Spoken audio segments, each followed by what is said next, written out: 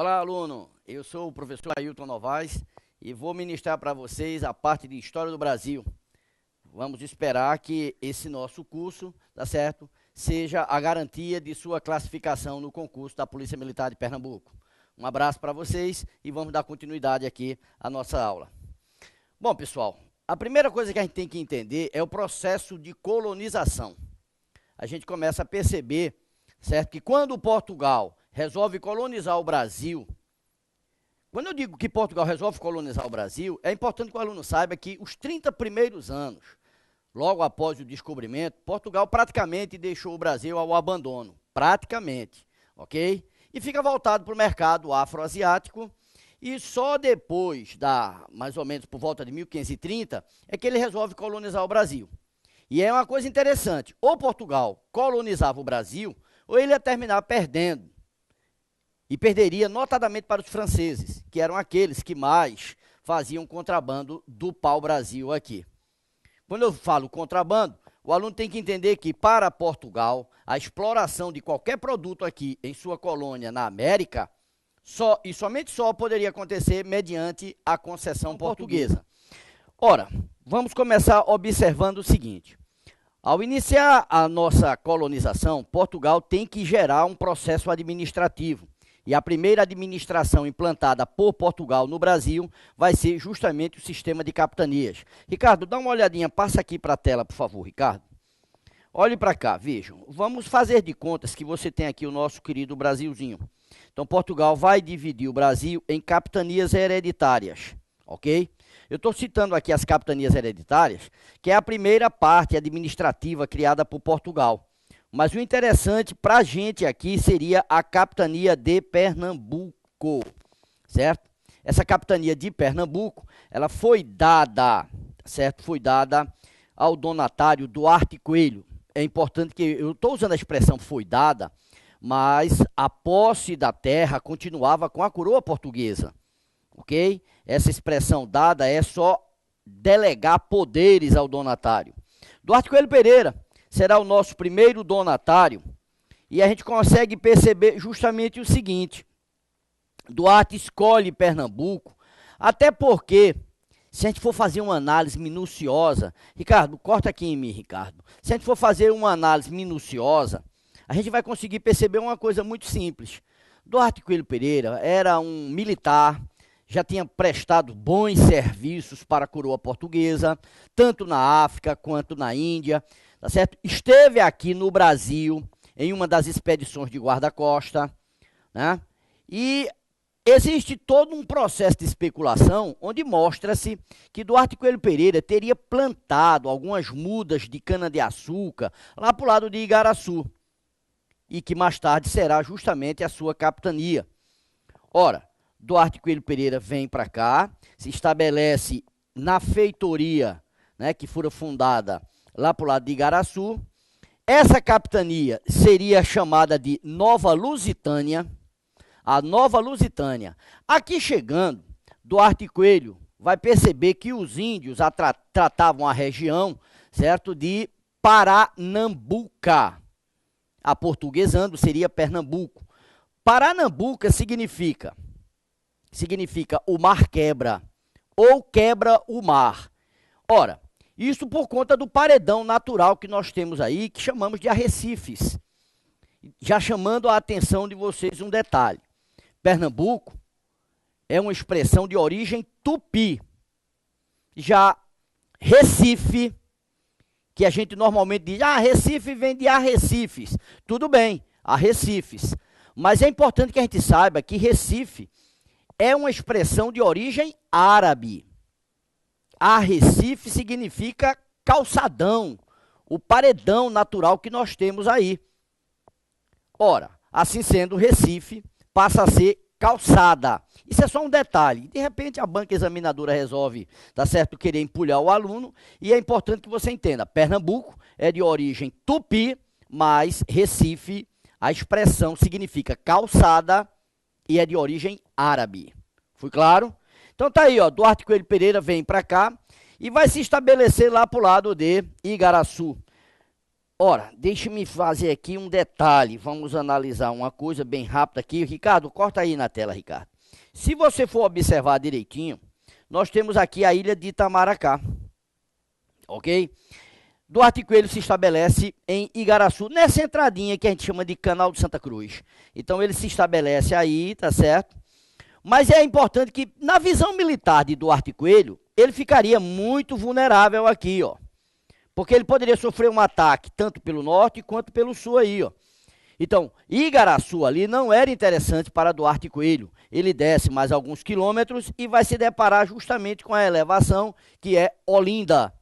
Ali, ele observa a elevação, Ricardo aqui, e consegue ver, tá certo, que ali seria uma área extremamente protegida, estratégica, até militarmente falando.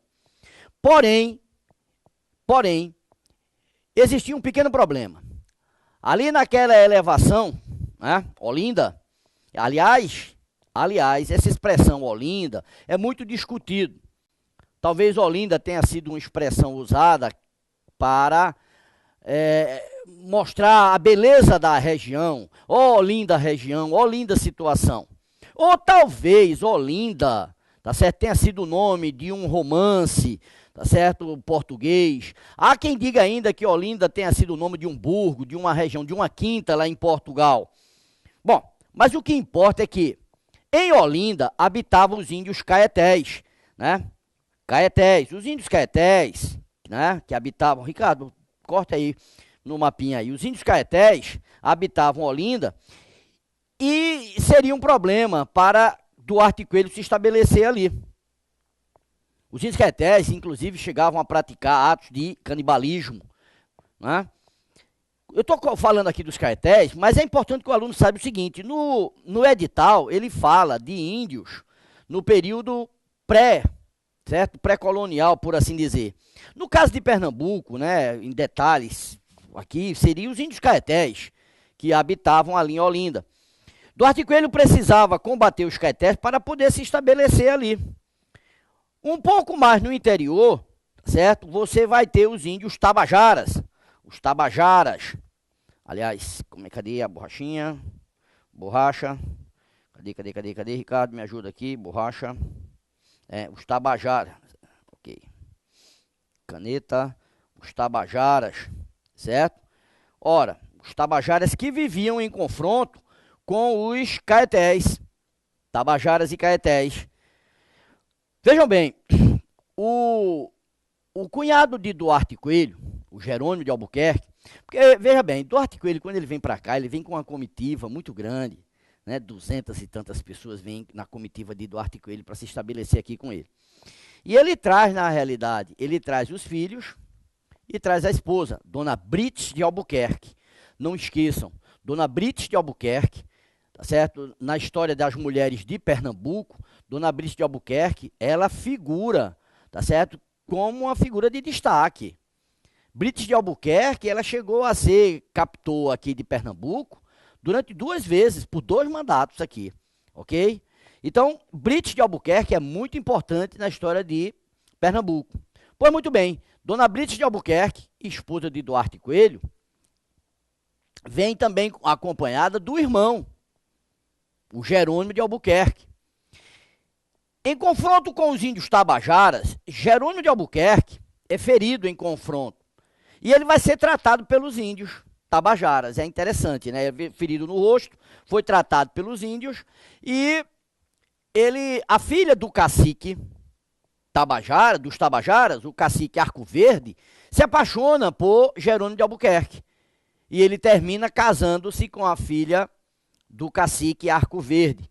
Desse casamento, tá certo, vai acontecer uma aliança entre o colonizador Duarte Coelho, tá certo, e os índios tabajaras, que juntos partem para combater os caetés. E é assim que os caetés são derrotados. Vão embora de Olinda e vão se estabelecer lá para o lado de Alagoas. Mais tarde chegam até a devorar o primeiro bispo do Brasil, lá no litoral de Alagoas. Mas Duarte Coelho se estabelece em Olinda. Não é à toa que Olinda é cantada em versos e prosas, né? Como a Marim dos Caetés, ok? Então, vejam bem, olha, primeira coisa que você tem que entender desses índios antes do processo colonizador aqui em Pernambuco. Você tem os caetés, que habitavam Olinda, e você tem os tabajaras, que habitavam mais por interior. A aliança entre Duarte e Coelho, tá certo? E os tabajaras vai gerar um combate aos caetés, que serão expulsos, e Duarte e Coelho Pereira se estabelece em Olinda.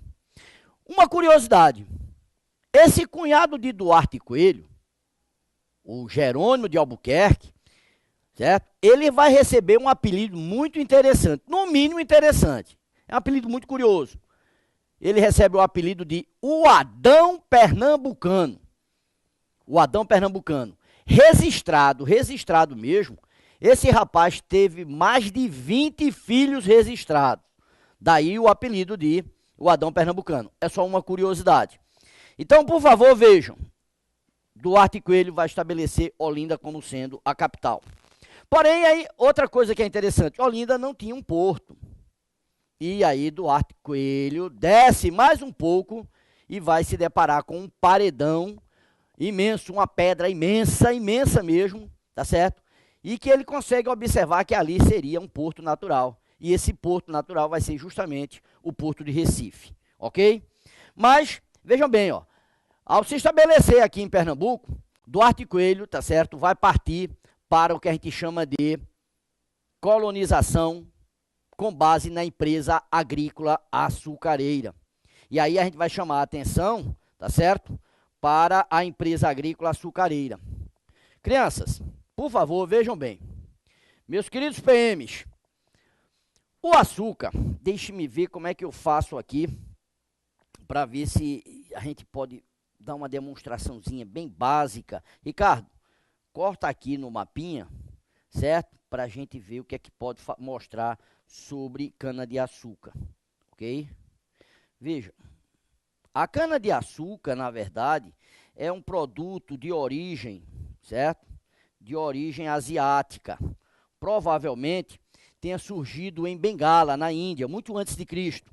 Então vamos fazer de contas que você está vendo aqui a África, ok? Aqui você estaria vendo a Europa, certo? E aqui você estaria vendo a Ásia. Bom, aqui você tem a Índia, ok? Então, por favor, vejam, vamos botar aqui o mar Mediterrâneo, ok? Mar Mediterrâneo, bonitinho, tal, mar Negro e tal, papapá. Muito bem, o Atlântico aqui, ó, vejam. A cana-de-açúcar, ela surgiu na Índia muito antes de Cristo, ok? Provavelmente em Bengala. E ela é trazida para o mundo ocidental graças aos árabes, né? Porque a gente não estudou os árabes. Mas quando nós estudamos os árabes, a gente consegue perceber um processo de expansão árabe. E a gente sabe que entre os séculos 7 e 8, os árabes conquistaram partes de 3 continentes, ok? Eles vão conquistar em menos de um século, vejam, partes da Ásia, aqui, ó. Toda essa área que eu estou achuriando agora foi domínio árabe. Então eles chegam até a Índia, ó, tá vendo? Até os contornos da Índia. Vêm para a África, dominam todo o norte da África, tá vendo? Cruzam esse estreitozinho que recebe o nome de Estreito de Gibraltar, que é o nome do general árabe, Gibraltar al-Tariq, e dominam a Península Ibérica. Também dominaram o sul da Itália e passaram a controlar a bacia do mar Mediterrâneo. Isso aí é a expansão árabe, em menos de um século.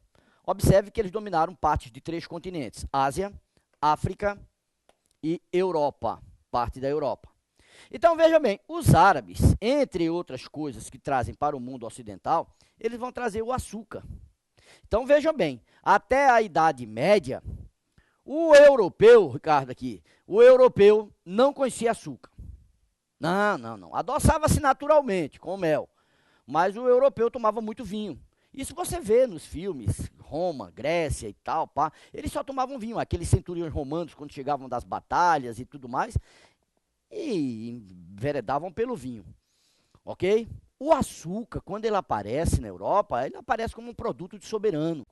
Não dava-se mais títulos de nobreza, não dava-se mais terras ou coisa parecida, dava-se quilinhos de açúcar como herança, como dote. Então, por favor, crianças, vejam, o açúcar passou a ser um produto conhecido na Europa, porém, vejam, crianças, era um produto extremamente o quê? Raro. Se era um produto raro, é óbvio que seria também um produto extremamente o quê? Caro. Lembram-se que a gente, quando fala de expansão marítima, a gente diz, vai buscar as especiarias da Índia, né? As especiarias orientais.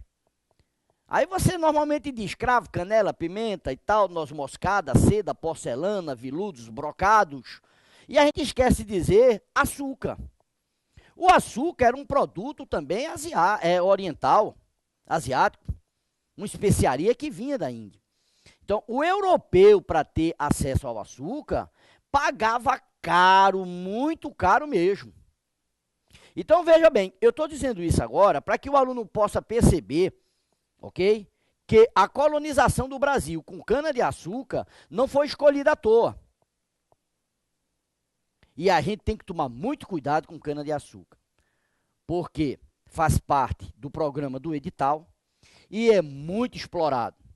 Quando você fala de cana-de-açúcar, o aluno tem que perceber uma coisa. A cana-de-açúcar o entendimento sobre a cana-de-açúcar vai levar o aluno, certo, a compreender perfeitamente a presença holandesa aqui.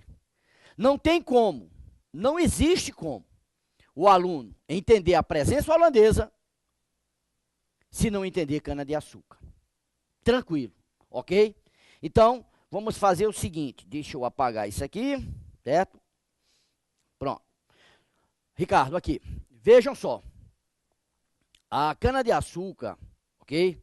Ela vai ser escolhida, né? Não foi à toa.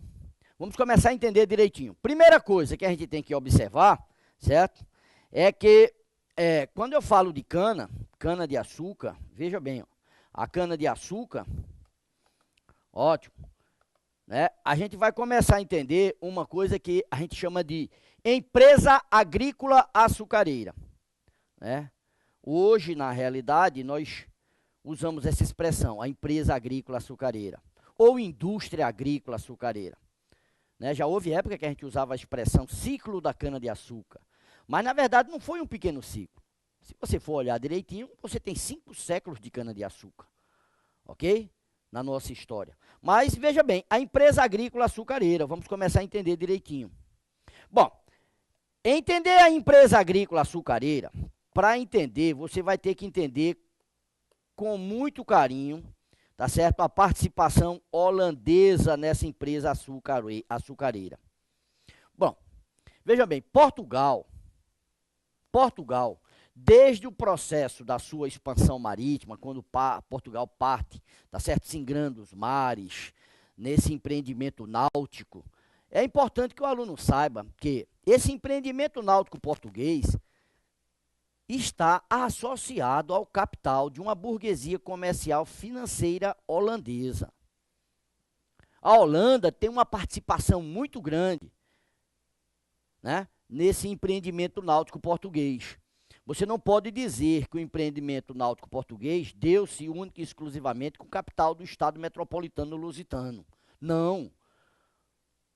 A grande maioria, eu não posso estar errando aqui por pouca coisa, mas cerca de 90% do capital para o empreendimento náutico português foi holandês.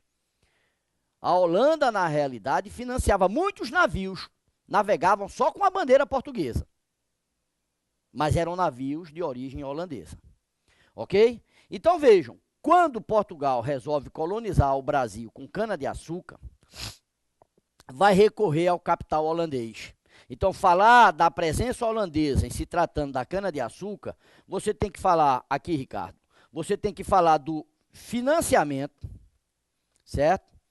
Financiamento, a Holanda financiou a implantação da empresa agrícola açucareira.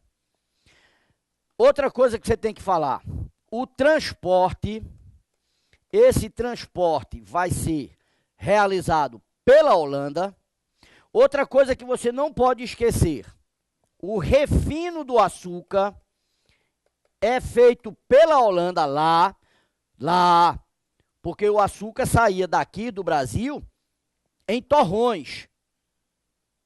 Ele era exportado daqui em torrões em caixas de madeira.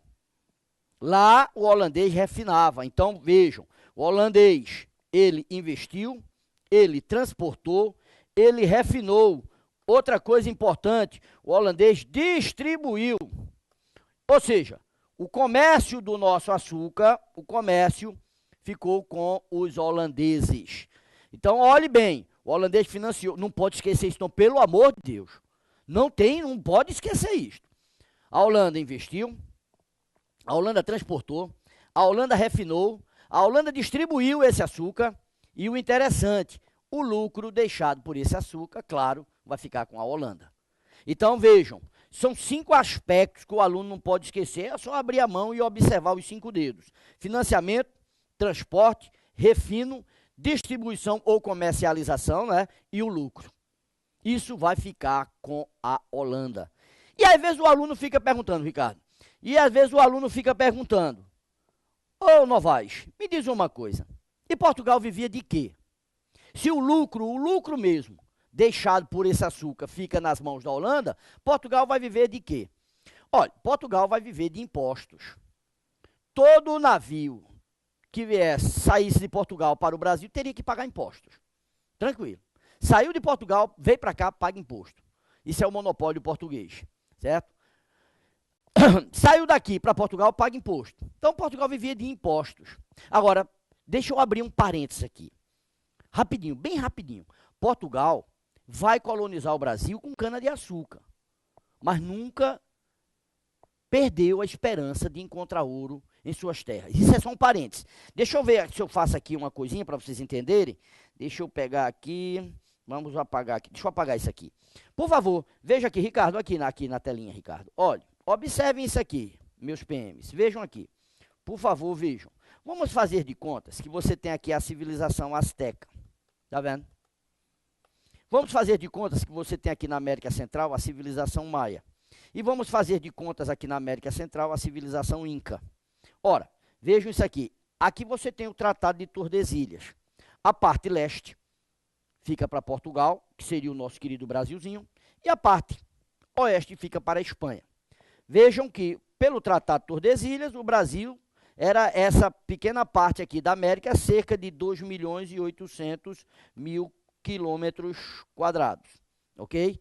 Se tivesse sido respeitado, o Tratado de Tordesilhas passaria lá para o lado do Pará, certo? Belém no Pará e Laguna em Santa Catarina. Então o Brasil só seria isso. É claro que depois vai aparecer a segunda dimensão de terras do Brasil, graças às bandeiras, à mineração e sai por aí afora. Mas o que é que eu quero que o aluno entenda agora, rapidinho.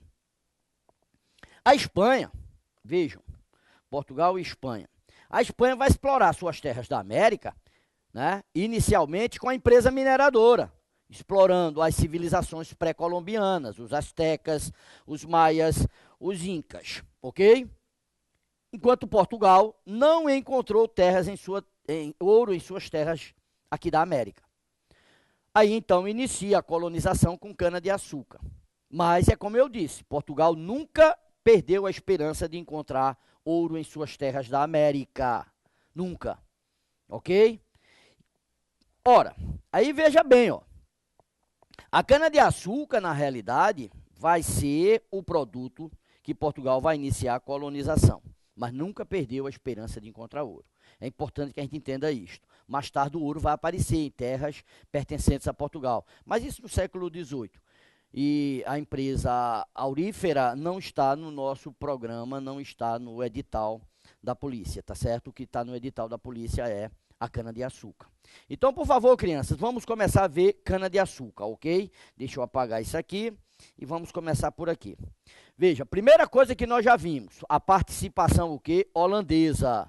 Não pode esquecer a participação holandesa com aqueles 5 aspectos, né? Financiamento, transporte, refino, comércio e o lucro ficando para a Holanda, certo? Agora, vamos ver os fatores, né? Os fatores que geraram a colonização com cana. Primeiro fator que a gente pode apontar aqui, digam-me pelo amor de Deus, o açúcar já era ou não um produto conhecido na Europa? Claro que era, já era um produto conhecido. É conhecido. Agora, o aluno tem que... Peraí, Novaes, era conhecido? Sim, eu sei que era conhecido. Agora, por favor, Analise esse conhecimento. Era conhecido, mas era um produto o quê? Raro. Se era raro, era, consequentemente, extremamente o quê? Caro. Mas era um produto conhecido na Europa. Quando a gente diz que era um produto conhecido na Europa, Ricardo, aqui, Ricardo. Quando a gente diz que é um produto conhecido na Europa, é para que o aluno possa perceber uma coisa. O investimento aqui, certo? O investimento vai dar-se com capital holandês e é importante que o aluno saiba.